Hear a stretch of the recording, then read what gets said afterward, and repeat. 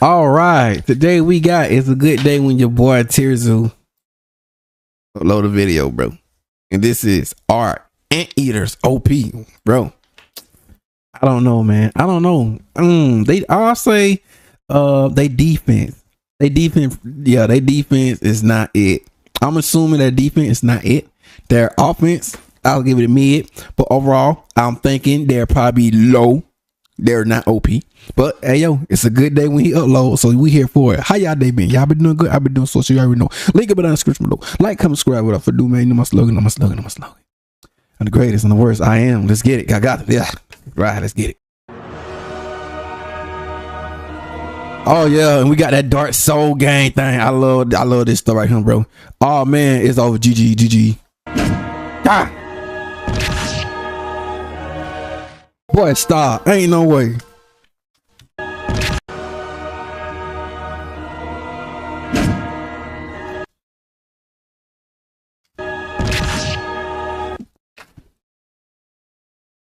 It took that much damage. Yeah, I like when he be doing stuff like that, man. It give me that dark soul type, bro. I love it. It get my brain going, bro. Are one of the most overpowered factions in the game. Their go wide use social they strong when they're with one another, but when they all by themselves, yeah, they weak, bro. Strategy is essentially unbeatable, to the point where they control wide swaths of the overworld pretty much uncontested. Even the human build, the undisputed top tier in the current meta, has trouble keeping ants at bay.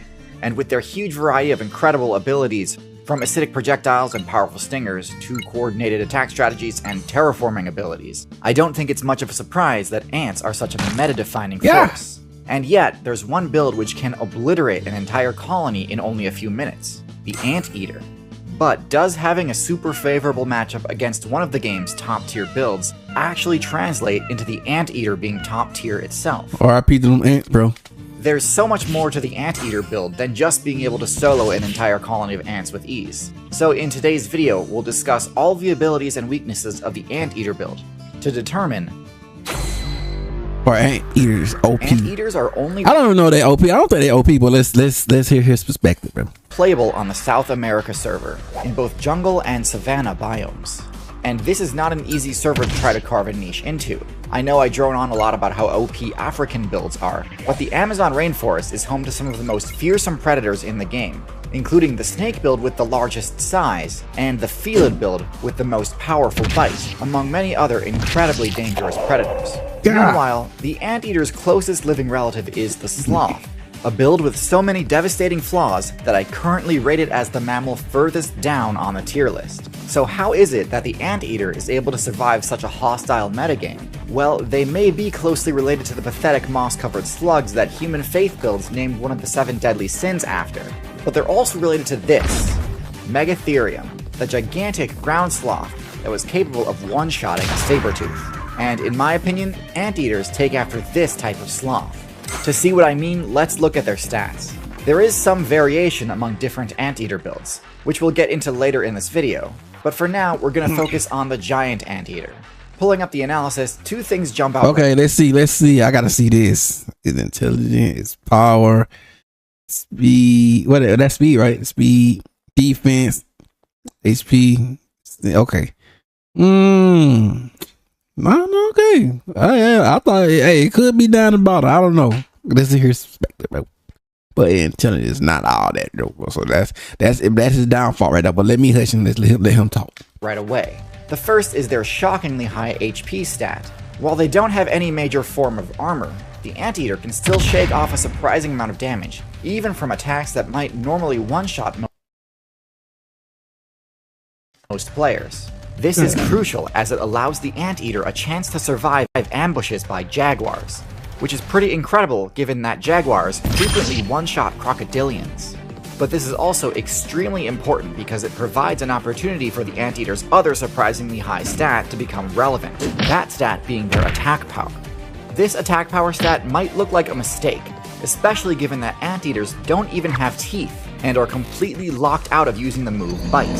However, once you get past the head and look down, you realize that at the end of their massive gorilla arms, Anteaters have pickaxe-shaped claws as big as those of a grizzly bear. Except the Anteater's claws are even sharper because they walk on their knuckles to avoid wearing them down. These incredible weapons are what allow the Anteater to tear through the cement-like walls of termite mounds with ease. But they come with the nice side benefit of being able to absolutely eviscerate any player who fails to kill them in one hit. Their slashes can easily deal lethal damage, so any predator looking to ambush an Anteater needs to make sure they have what it takes to finish the job before the Anteater can counterattack. I said, yeah, they better hit quick. They gotta hit a critical attack at first eyesight. It gotta be critical. And this threat alone is often enough to dissuade attacks in the first place. While the Anteater's matchup with the Jaguar is of course important, it wouldn't be fair to the Anteater player base if I didn't comment on their matchup versus eusocial insect colonies. The Anteater's 2-foot-long tongue is covered in a glue-like substance and can flick in and out over 150 times per minute, which can take out dozens of insects per flick and decimate a colony in no time. However, similar to their sloth brethren, Anteaters opted for a slower metabolism. This comes with downsides, which we'll cover later, but it does mean that they don't need to consume an entire colony of ants, and can actually leave the colony in a damaged but recoverable state. This is a highly sustainable method of farming XP, because it ensures that the Anteater player can simply look at God. And they finna go down on it. Return to the same termite mound or anthill later on, tear into it again, and the colony will have replenished its supply of workers enough that they can just do the same thing again. It also means the Anteater doesn't need to be at any one colony for very long, which is good because despite how powerful their offensive tools are at destroying a colony of insects, Anteaters don't actually have any unique defensive abilities to avoid the damage from the swarm of militant insects they've just provoked, and have to rely solely on their HP to soak up the damage. Of course, as mentioned prior, because of their high HP stat, Anteaters are well equipped to tank a lot of hits. But the acid attacks launched by termites and ants certainly aren't something they can just ignore for extended durations. The rest of the Anteater stats are fairly lackluster. Anteaters aren't as sluggish as sloths, but because of their slow metabolism, they do have a below average movement speed. Given that they've spec'd into massive claws on their forelimbs rather than more mobility favoring options like paws or hooves, I don't think this low speed is too surprising. It's a worthy trade-off in my opinion. Their stealth stat is also middle of the road. They don't stick out as bad as some builds, but aren't the best camouflaged either. The Anteater can hide under its bushy tail, disguising itself as a bush while also shielding itself from the cold. But as far as plant-style disguises go, there are certainly more impressive displays out there. The Anteater's intelligence isn't great either. They'd form quite a formidable force in groups, yet rarely engage in team strategies if ever. Their last main weakness is their poor eyesight. It's a good thing they don't go down in one hit, because the tiny eyes on the sides of their heads do not give them the best odds at detecting an ambush before the attacker is within striking range. Next, let's delve into some of the individual variants of the Anteater. The Giant Anteater is by far the most powerful, at the cost of its mobility. The Giant Anteater is the only variant that lacks the ability to climb trees. Despite their claws being phenomenal for hooking into trees, giant anteaters simply are too cumbersome to venture into the canopy. There are two other variants of the Anteater build, and both variants are much better at climbing. First is the Tamandua. This mid-sized Anteater sports a slightly lower base power and hit point stat than the Giant Anteater, but in exchange it has unlocked a powerful new ability, a prehensile tail. This perk allows the user to use its tail essentially as a fifth appendage, granting it additional resistance to being knocked down while browsing high up in the treetops. Because of its lower HP stat, this build can't tank acid damage as well as the Giant Anteater, and so it needs to avoid high-tier ant builds like the Leafcutter Ant. The final variant is the Pygmy Anteater, a nocturnal build that invests more into its stealth than other stats, drastically cutting its bulk and damage in turn. In my opinion, the Pygmy Anteater is a bit too similar to the Sloth build for me to consider it competitively viable, but to each their own. Although the ability to climb does come in handy for escaping predators, the Giant Anteater doesn't seem to miss it much. While the other variants need to worry about attacks from eagles, the Giant Anteater's bulk is enough to protect it from most threats. Its matchup versus the Jaguar is still pretty risky, but it's better than most. So I'm going to give the Giant Anteater a rating of A tier, while the Tamandua gets a rank of B tier, and the Pygmy Anteater gets a D tier rank. One of the most effective ways to lock in a high placement on the tier list is to have high base stats. And while most stats require millions of years of evolution to change, intelligence is one of the few stats which can be leveled up, provided you have the right sort of training. In today's meta, abilities like coding and mathematics are extremely useful.